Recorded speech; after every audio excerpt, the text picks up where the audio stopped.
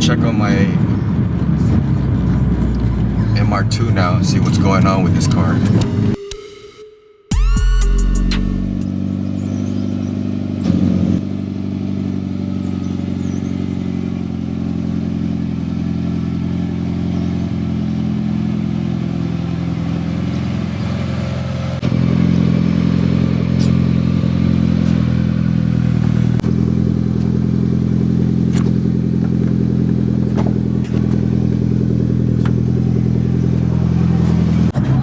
Just gotta go check on the MR2 and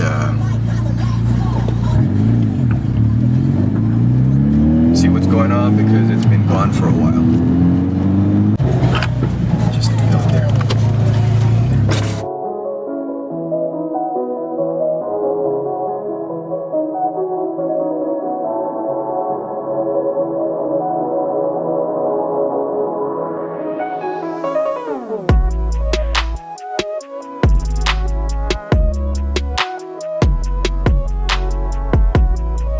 This little box, little white light on the left, is that a finger or a scratch? So the MR2 was having issues with the fuel pump, and so I took it to my my mechanic to have it checked out because I couldn't figure out what the issue was. This is completely melted. How'd that happen? These holes supposed to be like we have a car like this. Injectors. It's gonna mess up the injectors. How do you know? You don't know. But the gas tank, what I did, I empty all the gas you had inside. Yeah. And on the container, where is the fuel pump sits on it? Yeah. I get a vacuum cleaner. Right.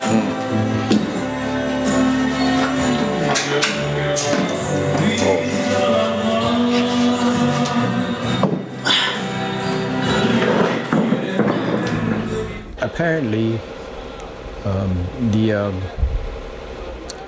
the connection for the fuel pump got really messed up, and he couldn't even tell me why it got messed up. It just did, and so that had to be replaced. And also, there was a strange mix within the fuel from the gas tank. And we couldn't figure out what it was. He didn't really know what it was either. It was some kind of weird mix, like there was some dirt or something swirling around the gas. This thing, you look at the inside, you see the difference? You see the difference? See how it moves the different way? Yeah. It's different than the gas. Something else is in it. What is in it? Do you know? I don't know. I'm not a chemistry guy. I have no idea. And so it was really perplexing for us, but apparently that also could have damaged the fuel injectors. It could be also from years of neglect, of years of just sitting around and me not driving the car. So whether it was rust from the tank itself or from the faulty line on the fuel pump, we don't know, but there definitely was an issue.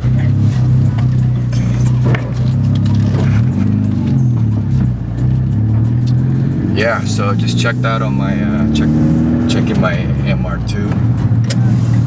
It's always the same situation. So it's always the same situation. Every time I check on my MR2, you know, they always say, "Oh yeah, 2 days, 3 days, 1 week."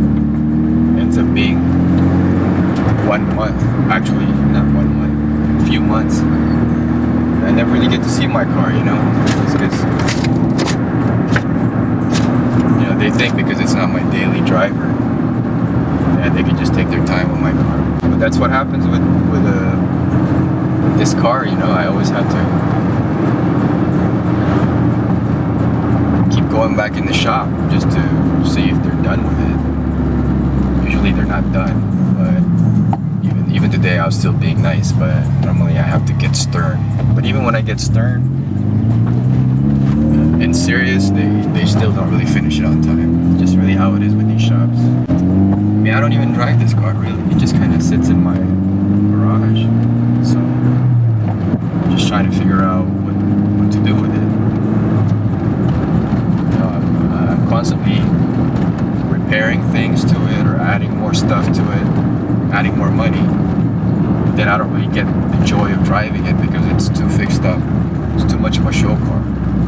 So there's a thing though about having a car like that.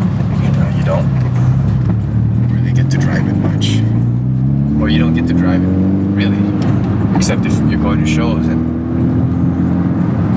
I don't really take that car on shows anymore because pretty much retired the car. But let's see what happens. Alright, let's go.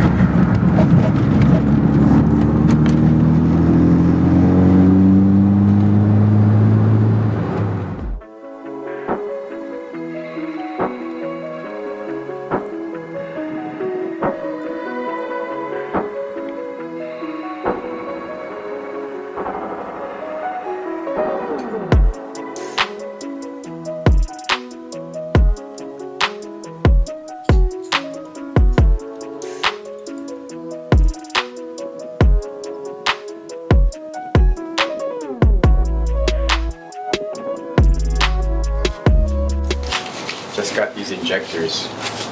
I'm gonna try to see how they work. To install them, I had to get some new ones because the old ones were leaking. So try to see how these work. So ordered some new injectors for the Deuce. Had a 740cc injectors ordered.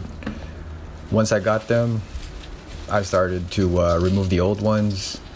And then I realized that there was also an issue with the fuel rail, because the fuel rail is aftermarket, and sometimes these aftermarket parts, they don't really last that long. I mean, they may last a few years, but after that, they start malfunctioning, like this one. So I had to kind of take those out as well. But even installing the injectors themselves is a little tricky because it's really tight. As you notice, working on mid-engine is not really that fun, and you also have to be careful because you don't want to scratch the body. You have to lean forward, and then the engine bay is situated in the back, so it's not really that comfortable. Even just taking out the old injectors and replacing them. It's a little tricky replacing these injectors, but it's what you gotta do. These cars, very temperamental. What I did was I also ordered some caps, some covers, because I needed to delete some parts for the suction for the intake manifold. There were some holes that I needed to cover up, and so I did that as well. Was hoping that would actually solve the issue in terms of my fuel issues, but once I got the injectors in, and obviously my mechanic replaced the fuel pump, I was still having issues with uneven flow of gas and stuff like that, and it just wasn't running as smoothly as I wanted it to, and so there's a bigger issue there that I have to deal with.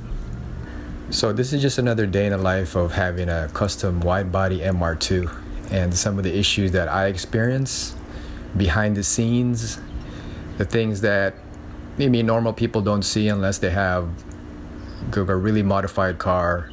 There are a lot of issues behind the scenes that we have to deal with, and unfortunately, with aftermarket parts and custom work, there's always something that goes wrong, and we just have to deal with it when they come, because that's just part of having a modified car.